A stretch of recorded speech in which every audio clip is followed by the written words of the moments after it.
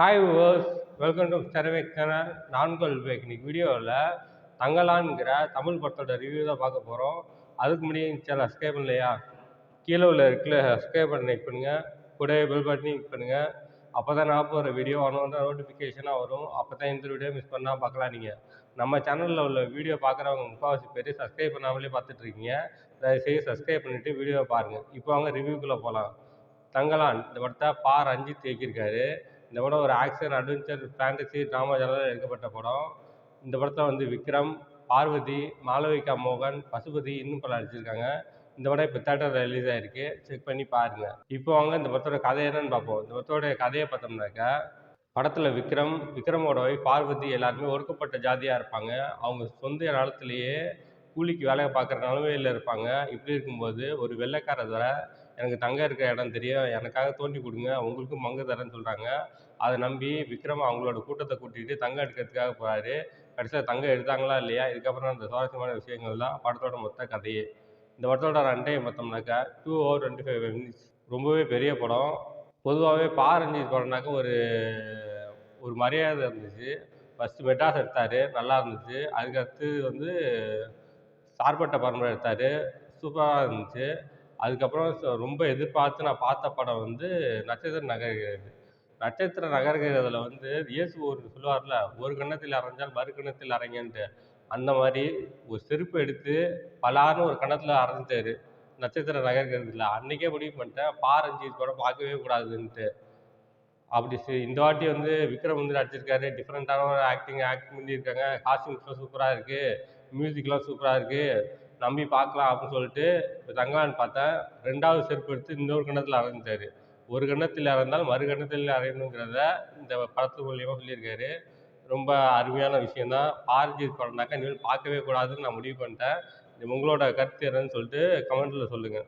இந்த படத்தோட பாசிட்டிவ் அப்படின்னாக்கா ஜிவி பிரகாஷ் தான். அவரோட மியூசிக் தான். சாங்ஸ் எல்லாம் சூப்பராக பண்ணியிருக்காரு. பேக்ரவுண்ட் ஸ்கோரிங் ரொம்ப சூப்பராக கொடுத்துருக்காரு. அவரோட மியூசிக் தான் இந்த படத்துக்கு மிகப்பெரிய பாசிட்டிவ். படத்தை அடுத்த லெவலுக்கு கொண்டு போகுதுனாக்கா அவரோட மியூசிக், பேக்ரவுண்ட் ஸ்கோரிங் தான். இந்த படத்தில் சிஜி எல்லாம் ரொம்ப மொக்கையாக பண்ணியிருக்காங்க. டக்குன்னு ஒரு மலையில் போய் தங்கத்துக்காக வெட்டுவாங்க. நிறையா பாம்பு வரும். எல்லாமே சிஜியில் பண்ண பாம்பு மாதிரியே இருக்கும். ஒரிஜினல் பாம்பு மாதிரியே இருக்காது. அடுத்து ஒரு கருப்பு சிறுத்தை ஒன்று வரும். சிறுத்தையை கொல்ற மாதிரி விக்ரமுக்கு ஒரு சீன் வச்சுருப்பாங்க. அதுவும் ரொம்ப ஆர்டிஃபிஷியலாக இருந்துச்சு. சிஜி அப்படியே தெரிஞ்சுது. அடுத்து பார்த்தீங்கன்னாக்கா ஒரு எருமை மாடு ஓடிட்டு இருக்கும். மக்கள்லாம் பசியாக இருப்பாங்க. சியான் விக்ரம் ஒரு அருவாளால் ஒரு வெட்டு வெட்டுவார் தலையை. தலை துண்டாக போயிடும்.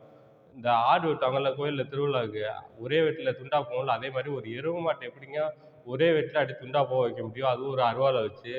அதெல்லாம் நம்புற மாதிரியே இல்லை. அந்த மாதிரி சீன்ஸ்லாம் எடுத்து வச்சுருக்காங்க.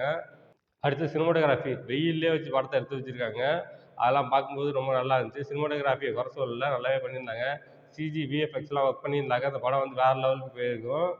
இந்த படத்தில் ரஞ்சித் அப்பகலிப்டோ மாதிரி ஒரு படத்தை எடுக்க போகிறோம் அப்படின்னு சொல்லிட்டு நினச்சிக்கிட்டு தங்கலான்னு எடுத்திருக்காரு.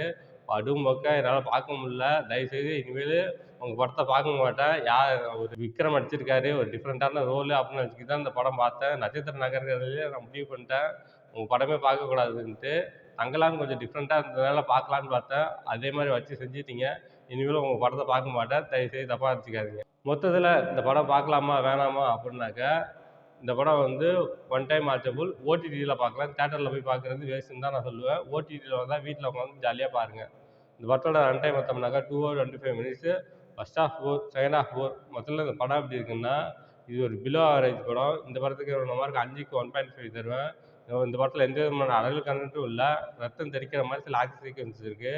இந்த மாளவிகா மோகன் அப்படி வயிற்றில் விட்டுவார், அப்படியே ஆறு மாதிரி பீச்சிக்கிட்டு அடிக்கும் தண்ணி. ரத்தம் பீச்சிக்கிட்டு அடிக்கும். அந்த மாதிரி சீன்ஸ்லாம் இருக்குது. மாடை வெட்டுவாங்க, அப்படியே ரத்தம் தெரிக்கிற மாதிரி சீன்ஸ்லாம் இருக்குது. அதனால் குழந்தைங்க பார்க்கலாமா வேணாமான்னு சொல்லிட்டு நீங்களே முடிவு பண்ணிக்கிங்க. ஓகே, இதோட வீடியோ முடிச்சுக்கிறேன். இந்த வீடியோ பிடிச்சிருந்தா லைக் பண்ணுங்கள், கமெண்ட் பண்ணுங்கள், உங்களுக்கு ஷேர் பண்ணுங்கள்.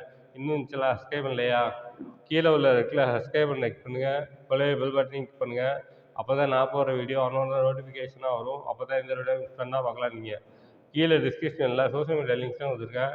லைக் பண்ணுங்கள், கமெண்ட் பண்ணுங்கள், ஃபாலோ பண்ணுங்கள். தேங்க்ஸ் ஃபார் வாட்சிங்.